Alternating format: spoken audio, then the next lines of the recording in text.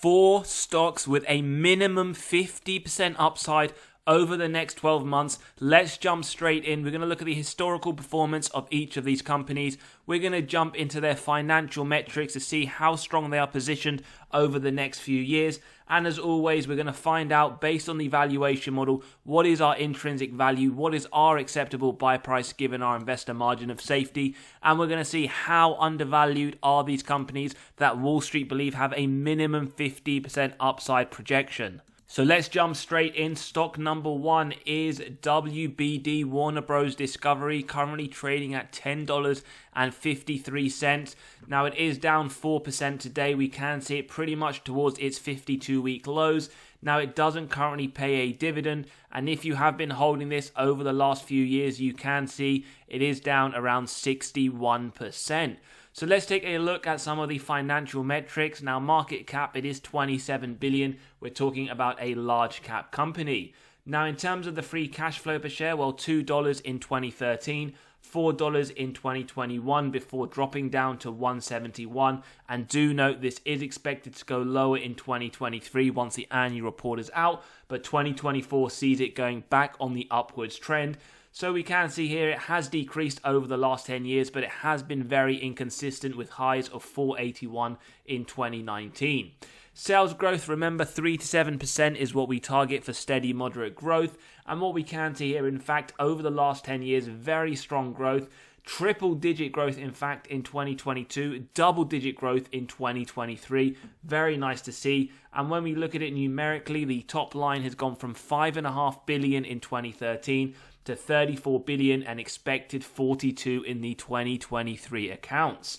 So lots to like here. ROIC, however, something just to be aware of. We like to see 10% or more on this metric. It does give us faith that management are able to effectively allocate their capital. Now we can see 2022 negative 2%, 2023 negative 1%. So this is a bit of a red flag indicator and something that we should investigate. Now in terms of the margins, well, operating margin, it is unfortunate. 2022 and 2023, it has made a loss, as we can see, the operating negative margin. But before that, it was fairly positive, although do note the downward trend.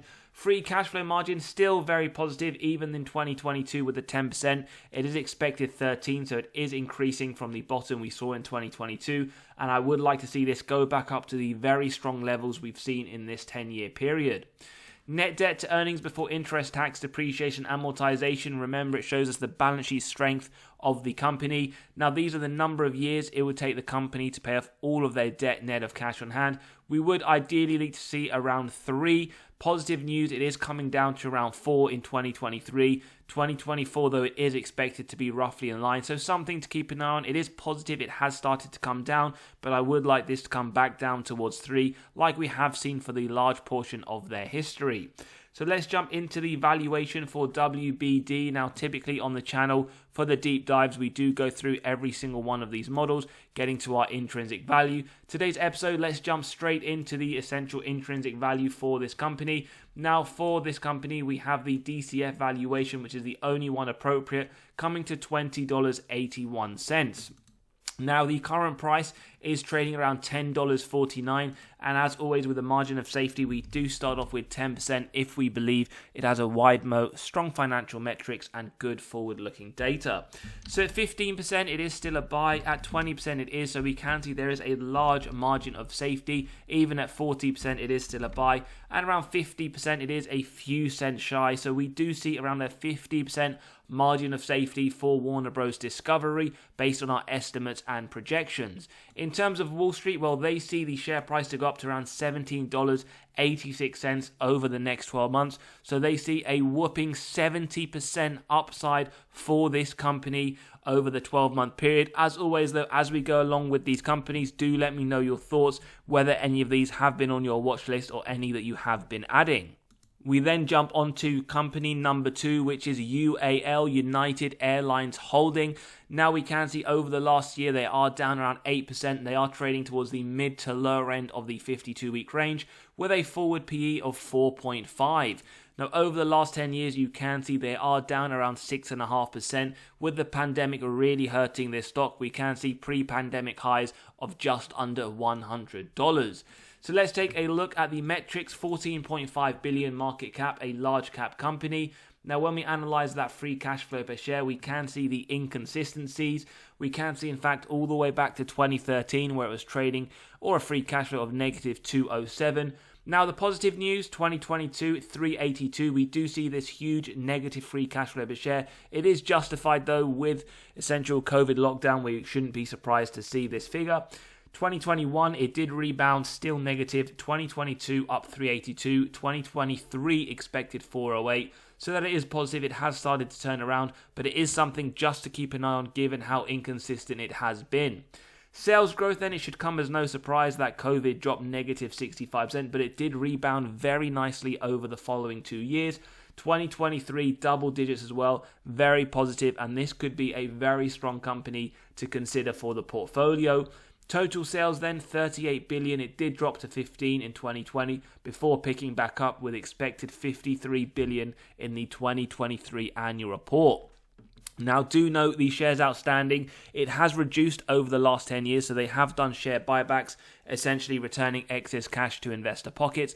But we can see from 2013 to 2019, where they were doing share buybacks, they did then swap and started to issue shares, so diluting your position. So if you are someone who bought its shares in 2019, your position as a shareholder right now would be diluted due to the fact that they did increase those shares outstanding. ROIC, so we can see double digits from 2013 to 2019. It did drop the following 2 years, and it's nice to see it has started to pick back up. 12% in 2023 is positive, and I would like to see a few years of this consistency. Operating margin, again, pre-pandemic, not the greatest, not the worst. We would like to see around 12%.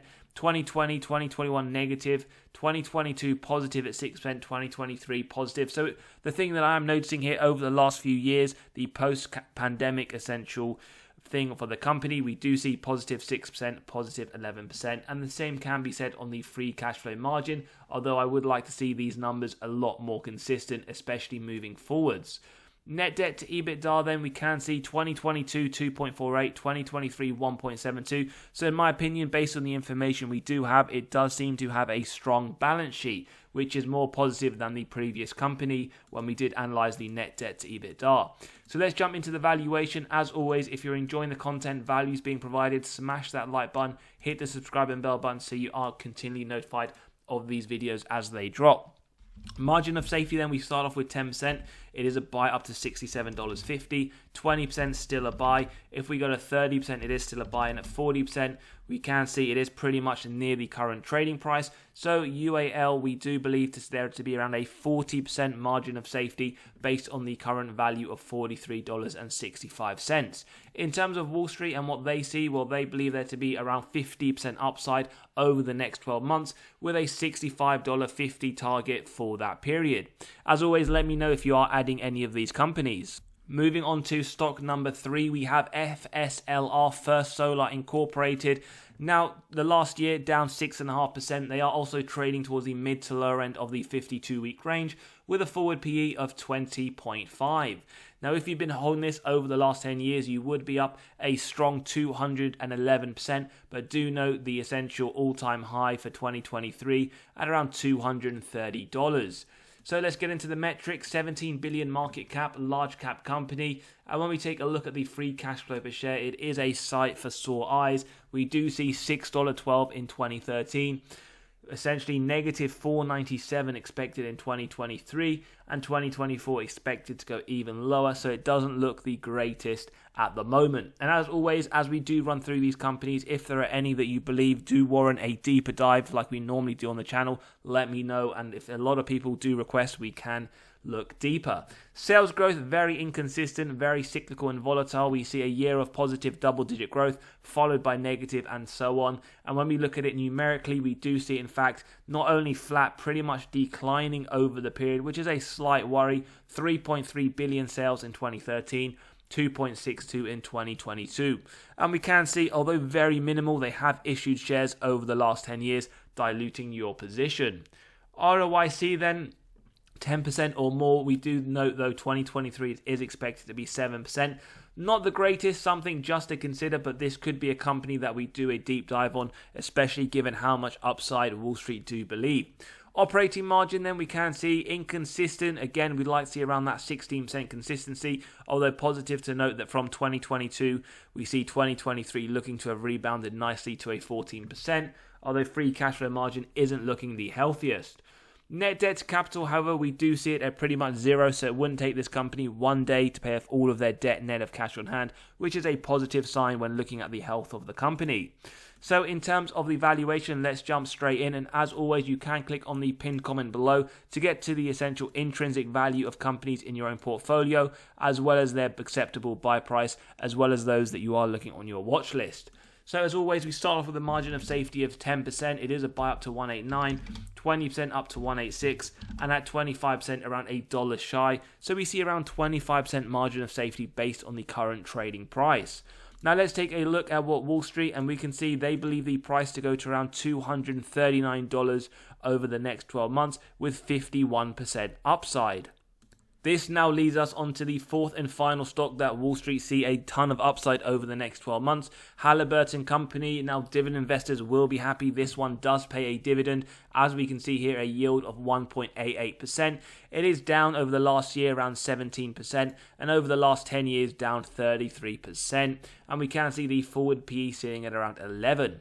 So let's take a look. Dividend safety 60, borderline safe. Market cap 31 billion. Large cap company. When we look at those recessionary metrics, for those that see a recession inbound, maintain the dividend during the 07-09 recession, below average growth, negative 20% versus the S&P's negative 12, and we can see a near recession return at negative 59% versus the S&P's negative 55. Dividend growth, yes, it was very good last year, 33% increase, so we are expecting an increase this month, but do note they did do a dividend cut, hence why the last 5-year average is negative 8%, and we can see they've only been increasing those dividends for the last year. Now, dividend yield theory, we can see it states the company is undervalued when the current yield sits above the 5-year average, as we can see here, 1.87 versus 1.57. But as always, bear in mind, we're not looking at any of these models in isolation, and we'll draw conclusions towards the end of the episode. Likewise, another sign of undervaluation, forward PE 10.4 versus the 5-year average of 15.3. And do note the energy sector PE sits slightly higher at 11.7. So let's take a look at the payout ratio, and as always, we do prefer the free cash flow payout as earnings is susceptible to manipulation by management through accounting. My personal preference is below 60%. Some people will bring this down to 40% for the industry-specific oil equipment providers, but very positive in my opinion over the last 10 years. Yes, it has been inconsistent, but still very low, with 2023 expected 29%. So I would like to see another strong double-digit dividend increase this month. Free cash flow, very little movement over the last 10 years, 168 to 136, although note it is expected to be higher in 2023 at 209, and even higher anticipated in 2024. Sales growth, again, volatility, cyclicality of the industry, double-digit growth followed by double-digit negative growth, and so on. So something just to consider. As I always say, for cyclical companies, you want to be buying them when they are out of favor, no one wants them, and then selling them or riding them into when they become in favor at all-time highs. Total sales, 29 billion versus 20 billion, so it has in fact been decreasing over the last 10 years, as we touched upon. And in terms of shares outstanding, they've done share buybacks as well as issuing shares. The net position is essentially increasing by around 6 million over the 10-year period. ROIC then, not too bad. Yes, inconsistent, but over the last 3 years, it is looking positive and above that 10%. Something to keep an eye on if you are a potential investor or someone who is looking to invest. Operating margin, free cash flow margin, very similar, very inconsistent. The last few years have been more positive, and on the free cash flow margin, slightly more consistency, so that is positive. But there are some things with this company that you do need to bear in mind whether or not you are looking to invest or add it to the watch list. Net debt to EBITDA, then we can see 1.55 and expected to go lower. So the low net debt to EBITDA in conjunction with that low free cash flow payout, in my opinion, this company does look like those dividends will continue for the foreseeable future based on the information we have. Don't forget, you can click on that pinned comment below, grabbing a copy of the valuation model. And if you enjoyed today's content, smash the like button, hit the subscribe and bell button so I know to bring more of the similar content. Margin of safety then, 10%. It is still a buy up to $49.58, 20% up to $44, 30% still a buy, and at 35% pretty much near the current trading price. In terms of what Wall Street see, well, they expect around 51% upside with their forecast around $51.75 over the next 12-month period. As always, then, let me know your thoughts. Are any of these companies interesting to you? 3 of them don't pay a dividend, so I know a lot of people may not be interested. But as always, if you enjoy the content, you want more similar content, then smash that like button, hit the subscribe, and drop your thoughts in the comments below. And don't forget to grab a copy of the valuation model. As always, have a great day and see you on the next one.